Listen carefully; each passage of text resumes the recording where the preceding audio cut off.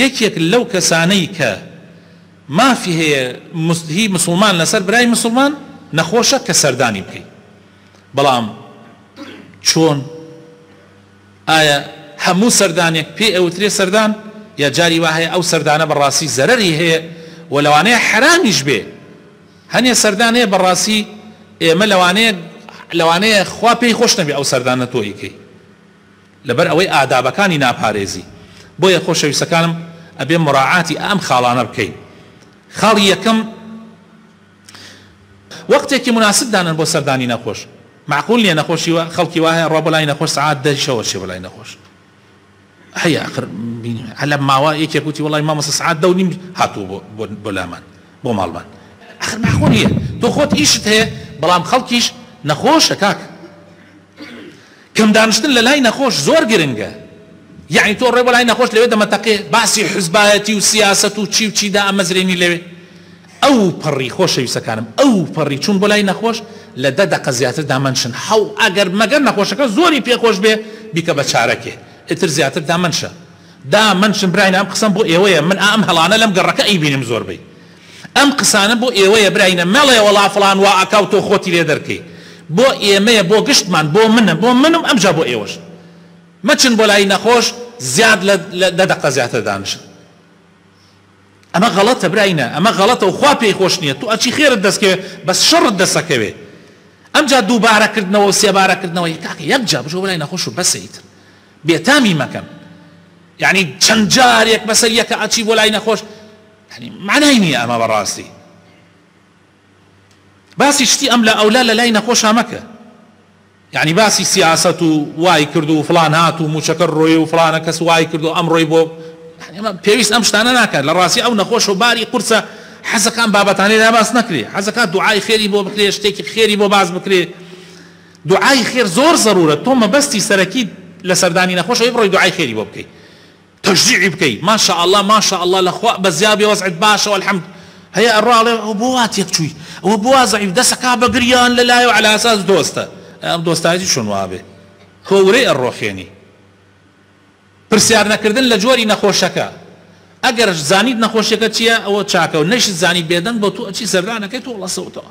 پێویست ناکە وردەکاری بزانی لەوە چێ نەخۆشیەکەی خراپ بێ بەس کەس و کارەکەی حەز نەکەن باسیکەن.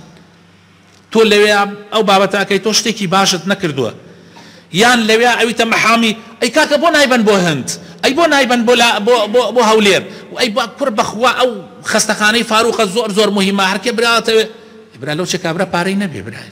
یعنی ڕەحم بە خەڵک بکەن، ڕەحم بە نەخۆش بکەن، ڕەحم بەو یعنی زۆر زۆر زەحمەتە ئەمە. چەند جار بیستومە تۆ مەشاکلی گەورە دروست بووە لە ناو خێزانە بەهۆی قسەی کابرایەک و هاتووە لەوێ قسەی کردووە. نەخۆش هەیە ئەسڵەن دکتۆر وتیت نابێ ببێنرێت، هەیە وتوراوە نابێ ماچ بکرێ، نابێت تەوقەی لەگەڵا بکەی، نابێت چی بکەی. خەڵکەیە ڕوا ئەڕمێتە ملیا بە زۆر ئەوە بکوا ئەی نەیبینین ئەی کورە برابی کەرە خاتری ئەو خوا کاکە ئەتەوێت یعنی ئیحراجیان بکەی. ئەم مەسائلانە زۆر گرنگت با مڕعاتی بکەین و بۆ من و بۆ ئێوەشە، بۆ یەکە بە یەکەمانە. سەردانیکردنی خەستەخانە واسێکەی ئەمە دووسەرەیە کابراوەتەنی.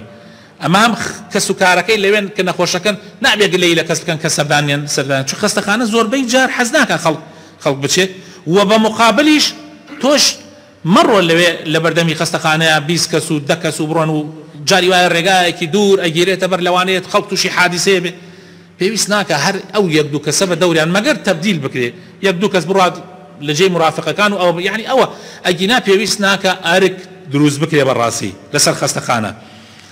یەکێک لەو شتانەی کە ئەمڕۆ لە لای خۆمان بڵاوە ئەوەیە کابرا ئەم فەیسبوکە بەکار دێنێ بۆ هەندێک شت کە ئەو شتانە دروست نییە. بۆ نمونە فڵانە کەس نەخۆشە توخوا ڕەحمەتتان لێ بێ دوعای خێری بۆ بکەن. کێ بە تۆ توێتی داوای دوعای خێر بکە بۆ ئەو کەسە؟ مەبەستیان ئەوەیە بۆ ئەوەی لایک و کۆمنتیان بۆ بێت ئەکتیڤی فەیسبوکانیان زیادکەن. مەبەستیان ئەوە نییە بەڕاستی لەوێ خەڵک دوعای خێر بۆ فڵانە نەخۆش بکات، چون ئەوان داوایان نەکردو تۆ داوای دوعای خێریان بۆ بکەی.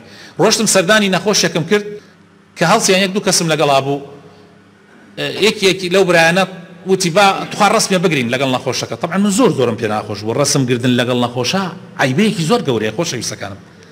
عیبەیەکی زۆر گەورەیە تۆ ئەچی بۆ لای نەخۆش بۆ سەردانی لەبەر خاتری خوا و بەنیەتی ئەوە 7,000 مەلایکەس دوعای خێرت بۆ بکەن يعني ڕسمگردن لەگەڵ کابرایە حاڵی خراپە وەزعی خراپە تۆیش ئەگەشایتە تۆ دەم چاوت بزگەیتێ بەی لە گۆنات خوێنی لێ دەرەچێ ئەڕۆی بۆ لای نەخۆش یعنی عەرزی عەزەڵاتە هیچ تۆ بڵێ بۆ خوا چی بۆ لای نەخۆش ئەمە چی معنایەکی هەیە با ڕسمێک بگرین ڕاست کابراوتی تخوا ڕەحمەتی خواتان لێبێ ڕسم مەگرن وتی ترسم بەڵاوی کەنەوە لە فەیسبوک و مەیسبوک و ئەمجا زۆرم پێ ناخۆشە بەڕاستی باوکمان لە فەیسبوک بۆ زەلیلیە دەرکەفێ بۆچی یعنی طبعا ئەوە یەک مەبەستی ئەوە بوو دووش مەبەستێکی بوو شەرمی کرد بیڵێ ئەویش ئەوەیە بەدەستی میوان و گیرەکەین کاکە خۆ میوان حدودی هەیە سنووری هەیە يعني بەڕاستی ئەوە نەحەساوە فوت پیا کرد هەموو شارەکە ڕوەکاتە ئەو ماڵە و قوڕەکە بەسەریە